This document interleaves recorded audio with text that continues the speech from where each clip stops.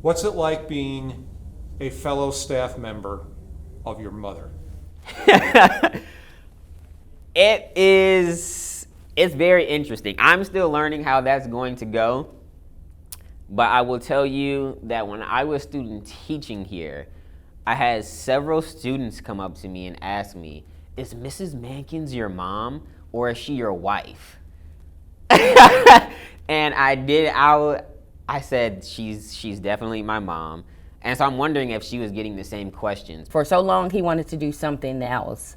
And when he decided to make the choice to be an educator, I was through the roof because he's going to be able to give back the way he received it. I went to a summer camp where they were talking about the power of education in sociology. And so mind you, I have a mother in education. And I didn't listen to anything that she said because she's my mom and I'm a teenager. But once I went to this summer camp, one of the professors really opened my eyes to the power of education. And I said, wow, this sounds so familiar. And what I was referencing was the comments that my mom had made time and time again.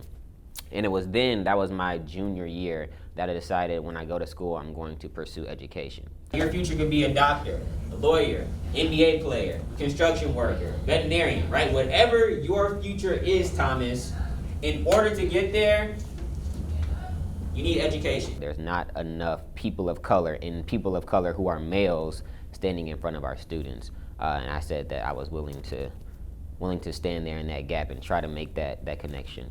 In every asset, in every capacity, wherever you want to go, to get to the future, to be successful in the future, you need education. And guess when that starts? Today, right? Tomorrow belongs to those who prepare today. When you have a teacher that's in front of you that also looks like you, automatically there's a connection. Having said nothing, right? There's a connection between I look like them, so I assume that they've gone through similar things that I've gone through. They know where I'm coming from. And so you're more susceptible to listen to them. You're more susceptible to build that relationship, and the relationship is actually where teaching comes from. Of all the subjects and all the grade levels you could have chosen to teach, you chose 7th grade social studies. Why?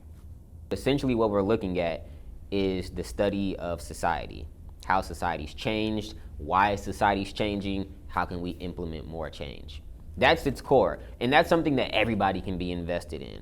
When we look at the social justice movements that's been happening in the past couple of years, everybody's getting invested in that, right? But there are some people who are out there protesting who probably hate social studies, right? They hated the class. But if you could present it to the students that way, that this is social studies, someday someone's going to study this, right? That gets everybody.